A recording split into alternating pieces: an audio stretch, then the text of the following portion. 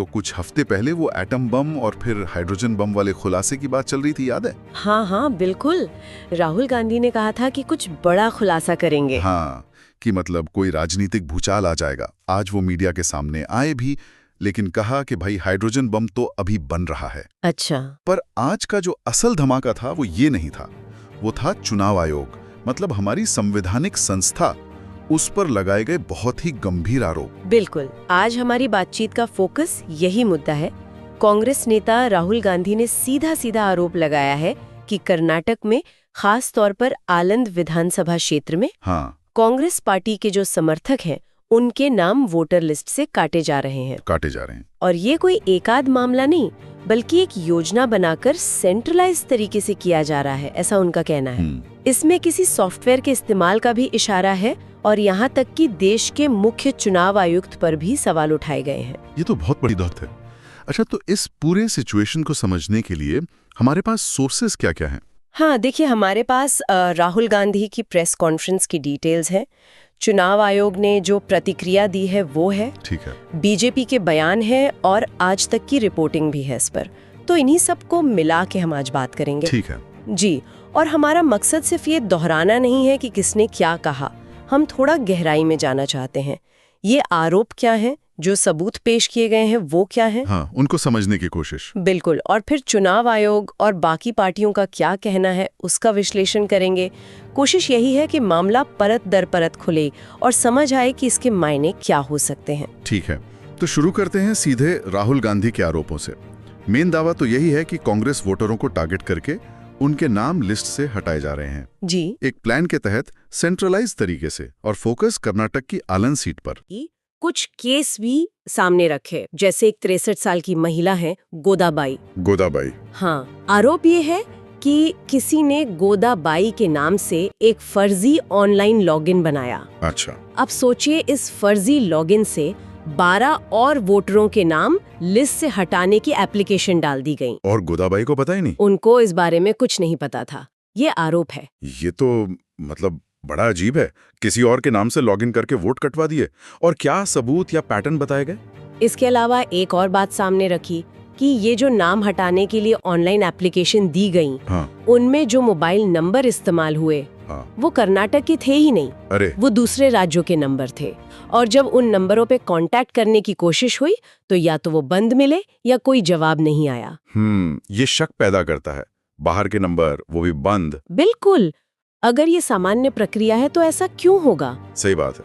और कोई उदाहरण? हाँ, एक और मामला है सूर्यकांत नाम के एक व्यक्ति का। कहा जा रहा है कि सूर्यकांत के ऑफिशियल लॉगिन का इस्तेमाल हुआ, उनके अपने लॉगिन का। हाँ, और उससे बबीता नाम की एक महिला समेत 12 और वोटरों के नाम सिर्फ 14 मिनट में हटा दिए गए। 14 मिनट में 12 नाम? जी। और सूर्यकांत खुद प्रेस कॉन्फ्रेंस में मौजूद थे। उन्होंने स्टेज पर आकर साफ कहा कि मुझे इस बारे में कुछ नहीं पता, मैंने ऐसा कोई आवेदन नहीं किया, कोई मैसेज नहीं भेजा। ये तो मैनुअल काम नहीं लगता। 14 मिनट में 12 नाम हटाना, क्या किसी टेक्नोलॉजी, किसी सॉफ्टवेयर की बात भी हुई? हाँ बिल्कुल। एक और उदाहरण दिया गया नागराज नाम के व्यक्ति का। आरोप है कि उनके लॉगिन से सुबह के 4 बजे, सुबह 4 बजे? हाँ, सुबह 4 बजे सिर्फ 36 सेकंड में 2 वोटरों के नाम हटाने का ऑनलाइन फॉर्म भरा गया। 36 सेकंड? जी। अब सवाल ये है कि कौन सुबह 4 बजे उठकर सिर्फ 36 सेकंड में ये काम करेगा? ये स्पीड, ये टाइमिंग, ये सामान्य तो नहीं लगता। नहीं, बिल्कुल नहीं। 36 सेकंड तो मतलब पलक झपकने जैसा है। तो क्या किसी ऑटोमेटेड सिस्टम, किसी सॉफ्टवेयर का ही शक है? राहुल गांधी का आरोप तो यही है। वो कह रहे हैं कि ये कोई इक्का दुक्का घटना नहीं है, ये एक पैटर्न है, एक सॉफ्टवेयर इस्तेमाल हो रहा है। पैटर्न कैसा? उन्होंने बताया कि ये सॉफ्टवेयर शायद ऐसा करता है कि वोटर लिस्ट में जो पहला नाम होता है ना, सीरियल नंबर 1 वाला, हाँ, उसे चुनता है, फिर उसके नाम से फर्जी लॉगिन बनाता है और फिर उसी का नाम हटाने की प्रोसेस शुरू कर देता है। मतलब एक खास तरह का मोडस ऑपरेंडी है। ये किसी ऑटोमेटेड प्रोसेस की तरफ ही इशारा कर रहा है। जी। लेकिन ये आरोप सिर्फ प्रक्रिया या तकनीक तक नहीं रुके। नहीं, बिल्कुल नहीं। बात तो बहुत आगे बढ़ गई। राहुल गांधी ने तो सीधे सीधे देश के मुख्य चुनाव आयुक्त ज्ञानेश कुमार पर क्या कहा उन्होंने? वोट चोरों की रक्षा करने का आरोप लगा दिया। हाँ, ये बहुत ही गंभीर आरोप है और दावा किया कि उनके पास सबूत भी हैं। पर ऐसा आरोप लगा रहा है। और सिर्फ आरोप ही नहीं, चुनाव आयोग पर जांच में मदद न करने का भी आरोप है। बिल्कुल, दावा ये है कि कर्नाटक की CID मतलब क्रिमिनल इन्वेस्टिगेशन डिपार्टमेंट पिछले 18 महीनों में 18 बार चुनाव आयोग से संपर्क कर चुकी है। 18 बार? क्या जानकारी मांग रही थी CID? CID बहुत स्पेसिफिक टेक्निकल जानकारी मांग रही थी जो इस तरह की डिजिटल गड़बड़ी की जांच के लिए बहुत जरूरी होती है। जैसे डेस्टिनेशन IP एड्रेस, मतलब वो डिजिटल पता जिससे ये मालूम चले कि ऑनलाइन एप्लीकेशन असल में किस कंप्यूटर या लोकेशन से डाली गई थी। अच्छा। साथ ही डिवाइस डेस्टिनेशन पोर्ट्स और OTP ट्रेसेस यानी वन टाइम पासवर्ड के डिजिटल निशान, इनसे पता चल सकता है कि लॉगिन या एप्लीकेशन सबमिट करने के लिए कौन सा फोन या डिवाइस इस्तेमाल हुआ था। ये एक तरह से डिजिटल फिंगरप्रिंट्स होते हैं। लेकिन आरोप ये है कि चुनाव आयोग ने ये अहम जानकारी दी ही नहीं। आरोप यही है कि आयोग ने या तो ये जानकारी दी ही नहीं या फिर अधूरी जानकारी दी, जिससे जांच आगे बढ़ ही नहीं पाई। उनका कहना है कि ये सुराग मिले बिना CID कैसे पता लगाएगी कि ये फर्जी एप्लीकेशन कौन कर रहा था, कहां से कर रहा था। तो इसीलिए अब राहुल गांधी ने पब्लिकली ये मांग रख दी। जी, इसीलिए कि चुनाव आयोग अगले 7 दिनों में ये सारी टेक्निकल जानकारी कर्नाटक CID को दे। तो ये थे कांग्रेस और राहुल गांधी के आरोप, काफी डिटेल में और गंभीर। अब देखते हैं कि चुनाव आयोग ने क्या कहा इस पर। चुनाव आयोग यानी ECI ने इन सारे आरोपों को सिरे से खारिज किया है।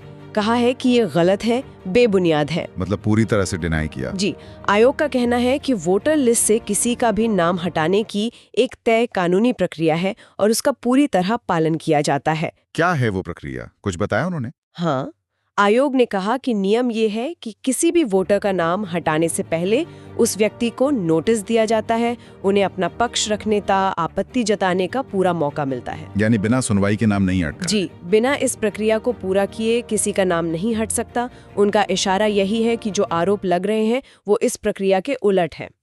ये तो हुई प्रक्रिया की बात, लेकिन वो जो खास मामले उठाए गए, गोदाबाई, सूर्यकांत वाले और जांच में सहयोग न करने का आरोप, उस पर क्या कहा आयोग ने? एक और अहम बात चुनाव आयोग ने कही कि इस मामले में FIR यानी फर्स्ट इन्फॉर्मेशन रिपोर्ट किसी और ने नहीं बल्कि खुद चुनाव आयोग के अधिकारियों ने ही दर्ज कराई थी। अच्छा, आयोग ने खुद FIR कराई थी? उनका दावा यही है कि जैसे ही उन्हें गड़बड़ी का पता चला, उन्होंने कानूनी कार्रवाई शुरू कर दी थी। जो मतदाता पंजीकरण अधिकारी होते हैं, ERO, उन्होंने कथित तौर पर 21 फरवरी 2023 को ही FIR दर्ज करा दी थी। यानी आयोग कह रहा है कि वो खुद जांच करवा रहा है, लेकिन वो टेक्निकल जानकारी जो CID मांग रही थी वो दिया नहीं। हाँ, यहीं पर मामला थोड़ा सा उलझता है।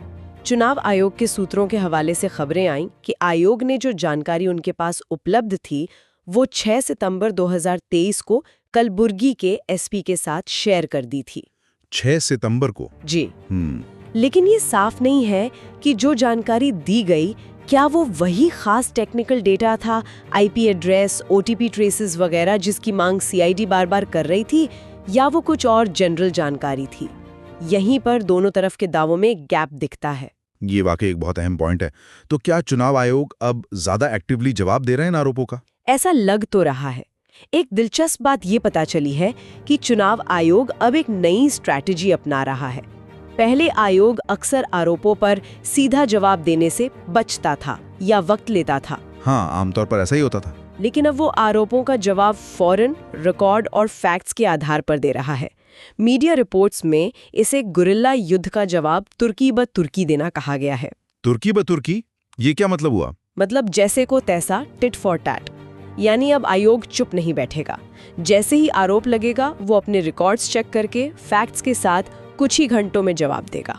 अच्छा, ये नई रणनीति है, शायद अपनी छवि बचाने की कोशिश। हाँ, शायद यही कि कोई गलत नैरेटिव सेट न हो पाए। ठीक है, ये तो हुई चुनाव आयोग की बात। अब इस सियासी घमासान में बीजेपी यानी भारतीय जनता पार्टी का क्या कहना है? बीजेपी ने भी कांग्रेस और राहुल गांधी के इन आरोपों को पूरी तरह से खारिज कर दिया है। कहा है कि ये मनगढ़ंत है, निराधार है। उनका क्या तर्क है इसके पीछे? बीजेपी का मुख्य तर्क ये है कि ये कांग्रेस की हताशा दिखा रहा है और ये चुनाव आयोग जैसी संवैधानिक संस्थाओं को कमजोर करने की कोशिश है। और कोई पलटवार? हाँ, बीजेपी नेताओं ने ये भी कहा कि कांग्रेस असल में उन वोटों को बचाने की कोशिश कर रहे हैं जिन्हें वो घुसपैठिए वोट कह रहे हैं। घुसपैठिए वोट? हाँ, मतलब ऐसे वोट जो उनकी नज़र में अवैध या फर्जी तरीके से लिस्ट में डाले गए हैं। और ये भी कहा कि जैसे कर्नाटक चुनाव से पहले कांग्रेस के दूसरे दावे फुस हुए थे, वैसे ही ये आरोप भी फुस हो जाएंगे। अच्छा, फुस पटाखा वाली बात। जी। और राहुल गांधी की भाषा पर भी सवाल उठाए गए कि एक सीनियर लीडर को ऐसी भाषा इस्तेमाल नहीं करनी चाहिए। तो बीजेपी से कांग्रेस की सियासी हताशा बता रही है, लेकिन कांग्रेस ने क्या चुनाव आयोग के इस दावे पे कुछ कहा कि उन्होंने एफआईआर दर्ज कराई थी और जानकारी भी शेयर की थी? बिल्कुल कहा। कांग्रेस की तरफ से पवन खेड़ा ने सीधा सवाल उठाया। क्या सवाल? उन्होंने पूछा कि अगर चुनाव आयोग ने सारी जरूरी जानकारी 6 सितंबर 2023 को ही दे दी थी, तो फिर कर्नाटक सीआईडी को 3 दिन बाद 9 सितंबर को दोबारा चिट्ठी लिखकर वही जानकारी क्यों मांगनी पड़ी? ये तो पॉइंट है। ये सवाल खड़ा करता है कि क्या वाकई वो सारी जानकारी दी गई थी जो जांच के लिए चाहिए थी, या सिर्फ कुछ जानकारी दी गई थी? सही बात है। ये दिखाता है कि जानकारी शेयर करने वाले दावे पर अभी भी क्लैरिटी नहीं है। ये मामला सिर्फ आरोप प्रत्यारोप का नहीं, फैक्ट्स का है। अच्छा, अब थोड़ा इस मामले का कॉन्टेक्स्ट भी समझ लेते हैं। ये आलन सीट जिसका जिक्र बार बार आ रहा है, इसका चुनावी इतिहास क्या रहा है? आलन सीट का इतिहास बड़ा दिलचस्प है। कांग्रेस पार्टी ये सीट 1989 से लगातार हार रही थी, लगभग 30 साल तक। 30 साल? जी। 2018 के विधानसभा चुनाव में भी बीजेपी जीती थी, लेकिन मार्जिन बहुत कम था, सिर्फ 531 वोट का। बहुत कम मार्जिन। लेकिन 2023 में तो कहानी बदल गई थी। हाँ, 2023 में कांग्रेस ने जबरदस्त वापसी की, 10,000 से भी ज्यादा वोटों के बड़े अंतर से जीती। 10,000 से ज्यादा? तो फिर सवाल ये उठता है कि जिस सीट पर कांग्रेस खुद इतने बड़े मार्जिन से जीती, उसी सीट पर वोट कटवाने का आरोप क्यों लगा रही है?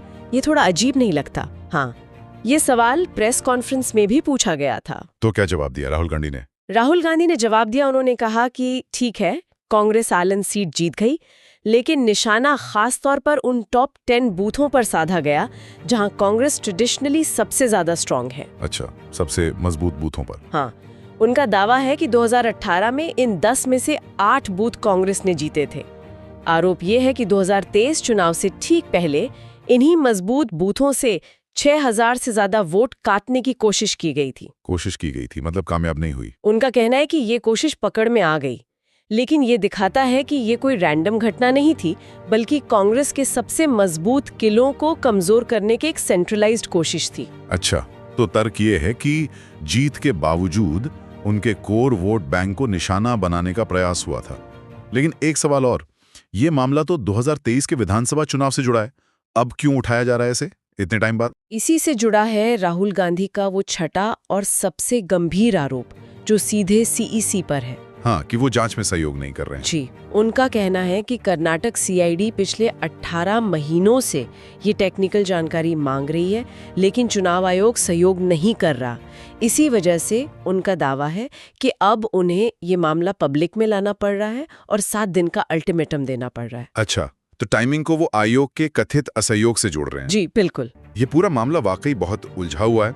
एक तरफ विपक्ष के इतने गंभीर आरोप, स्पेसिफिक उदाहरण, पैटर्न, यहाँ तक कि सीईसी पर सीधी उंगली। दूसरी तरफ चुनाव आयोग और सत्ताधारी पार्टी का पूरा इंकार, प्रक्रिया का पालन करने और खुद जांच शुरू करने के दावे। बिल्कुल। और इस पूरे टकराव के बीच एक बहुत बड़ा और सच कहूं तो चिंताजनक सवाल खड़ा होता है। वो है लोकतंत्र में जनता के भरोसे का। हाँ, ये बहुत अहम बात है। सोचिए, एक देश जहां पहले ही करीब 40% रजिस्टर्ड वोटर वोट डालने नहीं जाते।